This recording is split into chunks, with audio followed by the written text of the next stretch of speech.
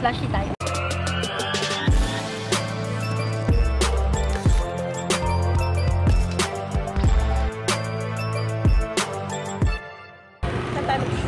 Frutas! Sir! Hello! Hello! Sir Archie! Hello! Hello sa mga taga-radyo todo. Naka-live ba yan? No! Recorded. Naka-recorded. Bye-bye! Ingat! Bye. Yep! Strada. Yung marriage siya yung gawin.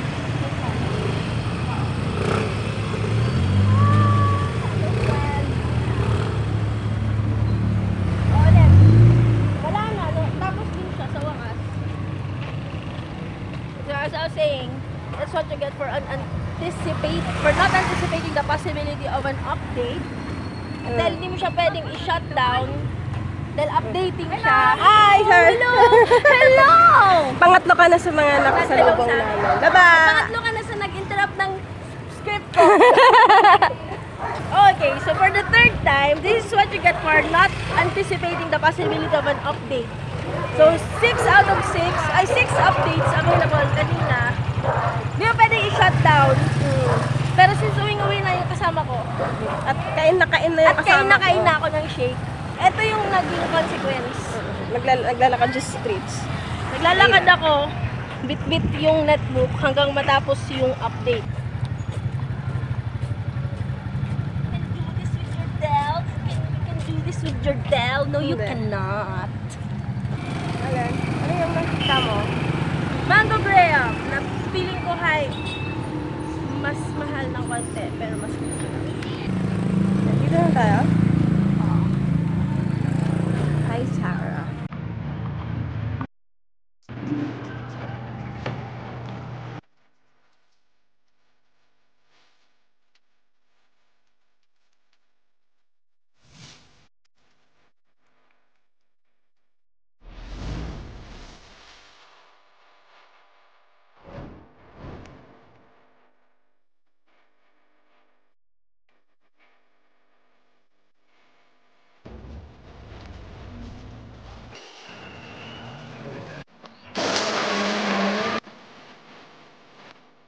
Kami ngayon sa prutas and we ordered the Banoki yogurt, watermelon, the T-Rex, at ang BFF fries. Sour and flavor. Nung medyo matagal na nung nag-order, nung kumain ako ng yogurt, I think that was back in 2015 na sa Manila pa. Parang I have forgotten how yogurt tastes like. And I've always been a fan of Banoki.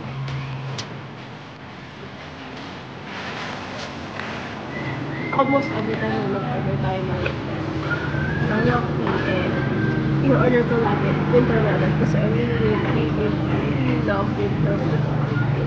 Meron bang instance na na-disappoint ako. So, order ko na winter melon. Hindi, wala. Wala pa doon. What are you eating? French fries. I think that's why we're friends. We tolerate each other's craziness. Kadulagan.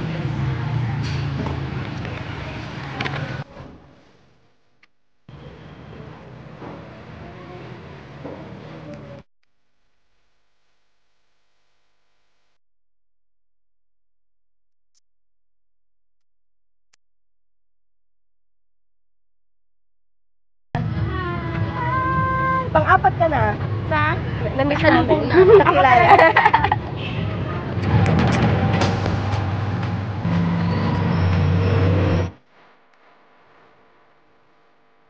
Alpha. Bakit? Fun fact. Alam niyo ba na yung mga taong nakasalubong namin kanina at kami ay may common denominator? Nag-cruise ang aming mga landas sa aming alma mater na Northwestern Visayan Colleges. And speaking of school, enrollment season na naman po. sa mga freshmen, incoming freshman students, or mga returning students. Ang pasukan ay June 17. And we hope na kayo naka-enroll na. Malapit na yung opening ng classes. So, for today, for this episode, And nag-prepare kami ng 10 tips to help you survive the first week of college. Tip number 1. Visit the school ahead of time. Pag sinabing visit the school ahead of time, that's before the first day of classes. Pero, iba to dun sa pag-visit mo during enrollment or during inquiries. So chances are, nakuha mo na yung enrollment form mo or natapos mo na yung enrollment process. And may copy ka na kung ano yung mga assigned na rooms mo for each and every classes. So, mas magandang idea na pumunta ka na doon para ma-familiarize mo na agad yung sarili mo sa iba't ibang parts ng school. Yes. Siyempre, kailangan alamin mo kung saan ang mga classrooms mo. Alamin mo kung nasaan ang canteen. Yes, importante yun. Kung saan ang mga pwede mong bilhan ng pagkain. At isa pa sa napatunayan ko na kailangan mong alamin ay ang malalapit na photocopy centers and computer shops with printing services. May mga several computer shops or photocopy centers na talagang affordable, and you'll get to know that, or it will be to your advantage if you get to know those places ahead of time. Tip number 2. Bring your own pen, Paper and notebook. Siyempre, first day of classes, hindi naman lahat tropa na natin. Medyo we're testing the waters pa, making new friends. Pangit naman na hindi pa kayo masyado magkakilala, nanghihingi ka na ng papel, di ba? At nanghihiram ng ballpen. Mas maganda na you're fully equipped kung ano man yung activities na ipagawa sa atin na ating teacher. Tip number 4. Go to all orientations. Ideally, orientation happens a few days before the first day of classes. Now, ano bang nangyayari sa college or sa school orientations? Dito, pinapakilala ang members of the faculty, tinuturo ang mga rules and regulations ng schools, ano ba ang pwedeng maibigay sa atin ng school, including school activities, organizations that you can join in and be a part of, and scholarship grants. Siyempre, huwag natin kakalimutan, no? Ang transition sa NBC, ang inaabangang Fashion show ng mga uniform. Bakit nga ba may fashion show ng mga uniform? In case you do not know, may iba't ibang uniforms ang Iba't ibang department. Tip number 5. Go to classes. Know your professors and the students in your class. Napaka-importante talaga ng first day of classes kasi ito yung magsaset ng momentum. Yung isa sa mga nakita kong at least sa case ko, advantage ng pagpasok on the first day, for me personally, nakakasira ng momentum. Yung tipong, before mag-start yung class, excited ka, pero hindi ka pumasok ng first day. Yung mga ibang kaklase mo na pumasok, meron na silang nasimulan, or yung momentum nila nag-build na, paakyat na, ikaw nag-start ka pa lang i-build yung momentum. So talagang malalat out ka. Kaya magiging kinalabas mo yan sa second day nila, second meeting nila, it will be your first meeting. And nagka-cram ka na naka-cope up, or nakahabol dun sa mga nasimulan na nila, or na-cover na nila ng mga subject matter. And of course, very importantly, may na-build na kasi na rapport. Not just with the professors, but also sa mga kaklase mo. Kaya nga, it's also very important that you know the students in every class. Importante na makipag-chikahan ka na sa mga classmates mo, you get to know them na, and as much as possible, kunin mo na yung kanilang contact numbers. Mga mobile phones nila. Not the mobile phones. Mobile phone number nila. Yung numbers nila. Email, form, Facebook, Messenger. Mag-add na kayo sa Facebook. Napaka-importante yan na may somehow way of contacting them ka na. Kasi may mga times na may bigla ang change ng mayroong assignment or schedule. Mas mabuti na meron kang number sa kanila para ma-inform ka rin naman sa any changes na ma-inform ka nila or i-inform mo sila in case na ikaw yung may unang or yung may first-hand information about the said changes. And why did we specify get to know the students in every classes? Kasi it's not always necessary na kung sino yung mga kaklase mo sa first subject, sila rin yung magiging mga kaklase mo sa lahat. It's either yung iba dyan, hindi mo kapareho ng subjects, or meron kayong ibang classmates. classmates. Yung mga irregulars, mga shifties, mga ganon. Tip number 6. Pay attention to syllabi. Ano ang syllabi or ang syllabus? Yun yung binibigay ng mga teachers. Guess one? First day of classes. Sige, binibigay ng mga teacher sa first day of classes para mabigyan tayo ng overview kung ano ba yung mga mangyayari sa buong semester. So, naka-indicate doon ang lessons, specific topics, kung ano yung reference, kung anong libro yung gagamitin or yung magiging source ng discussion na yon. Pati yung iba, nandun din yung homeworks or projects, at yun yung target date para ma-discuss yung mga topics na yon or ma-submit yung mga requirements. Tip number 7. Maximize consultation hours. Consultation hours. You heard it right. Meron tayong tinatawag na consultation hours. But when you say consultation hours, we're not talking about magpapakonsulta ka sa doktor, ha? We're talking about consultation hours with our professors. So, nabanggit namin kanina na importanteng magpakilala ka na agad sa professor mo at the first day of classes pa lang. Kasi it is a good way para magkaroon kayo ng rapport sa isa't isa. For example, may times na hindi mo maiintindihan yung isang subject matter, mas madali para sa'yo na mag-approach sa professor na yun.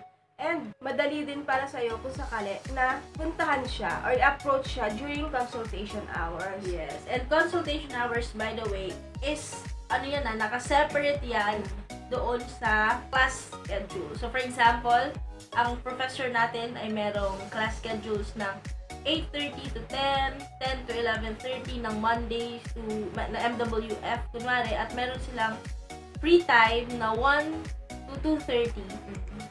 Usually, dun din magpo-fall ang kanilang consultation hours. Tip number 8. Strive for good grades. Iniisipin na iba, no? Bakit ngayon pala? First day of classes, yun agad isipin mo, strive for good grades na agad.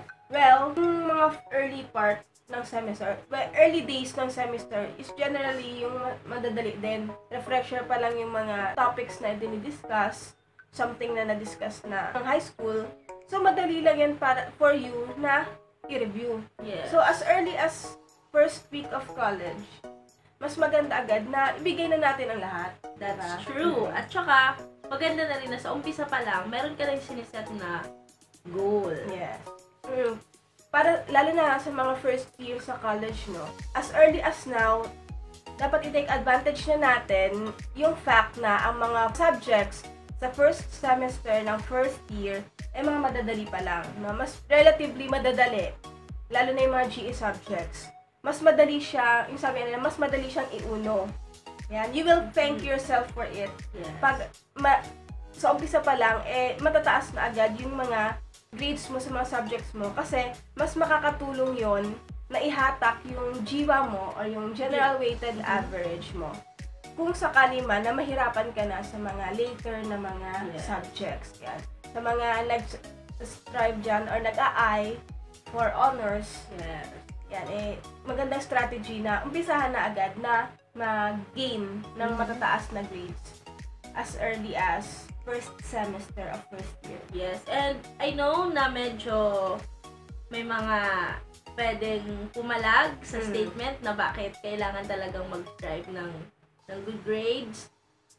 Hindi man tayo pare-pareho ng opinion, but trust me, it's to your advantage if you strive for good grades.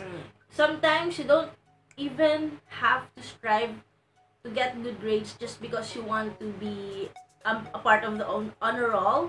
Minsan kasi, if you have good grades, you get scholarships. Yeah. If you have good grades, it's easier to land a job. A good job. Other people may say, actually, lagi ko itong naririnig na hindi batayan ang grades or sukatan ang grades para sabihin na magaling ang isang tao. Siguro, at some point, in some ways, totoo siya. Dahil nga naniniwala tayo sa tinatawag na multiple intelligences. But we also have to accept the fact na that's actually one of the reasons why we go to school. To learn, and the measure of, whether we like it or not, the measure of our learnings, the measure of how much we learn from school, nakikita, or naging batayan nun, yes, sa ating grades. Tip number 9. Take advantage of the study resources on campus. For the information of all, may library tayo, just like any other school. Nga, makikita yan sa 3rd floor ng RSQ building. And the good thing, and the good news is, meron tayong library sa RSQ, and meron ding sariling library ang Basic Education Department. Now, sa ating library sa 3rd floor, we have a good number of books. We have a good selection, and we get updated books almost every year. Yes, and may e-books pa May e-books pa tayo, e-journals, and we have a very, very nice library staff. So take advantage of those. Yung library then is a good place for you to study. If you're looking for a nice, quiet place to study, hit the library. Tip number 10. Be prepared to be overwhelmed. Yes. Maghanda na talaga kayo. Everything will be new for you, especially for our incoming freshmen students. But what I'm trying to say is, maraming bago in the sense na it's a new environment for me, it's a new challenge na kailangang i-take, new classmates, new friends. Pero every semester, I consider it na bago. So every semester, believe it or not, I still get overwhelmed. Totoo din ba siya sa'yo? Oo, kasi habang nadadagdagan yung year level mo, nadadagdagan din yung pressure. Yes. Ako personally, nadadagdagan yung pressure for me to outperform myself. Diba? Every year. Na-realize ko ngayon na it's really important. Doon sa una-unang tip natin na it's important na you know your classmates, you know the students in every classes. Kasi sila yung magiging, kumbaga, source of comfort mo habang overwhelmed ka sa mga pagbabago sa paligid mo every semester. Of course, you will be friends with everyone. Yeah. Not everyone, with most of your classmates.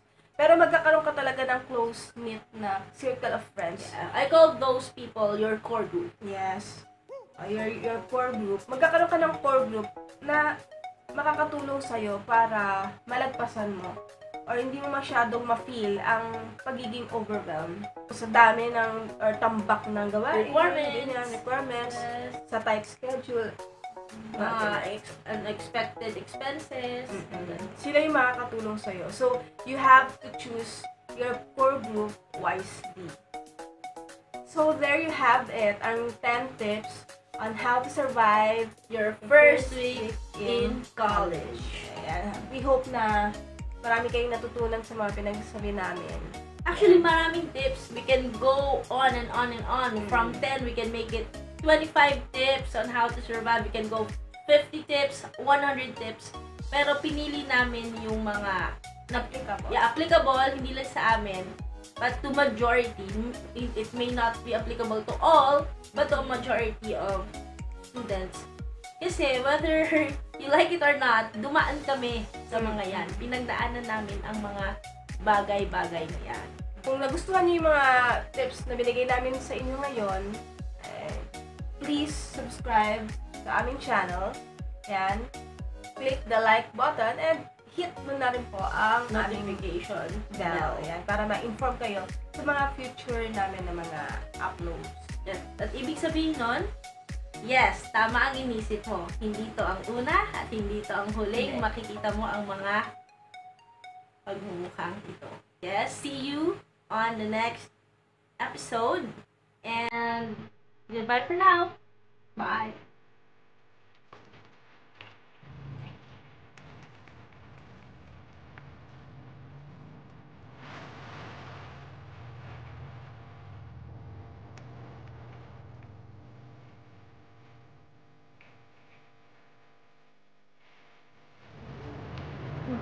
Sabi pa.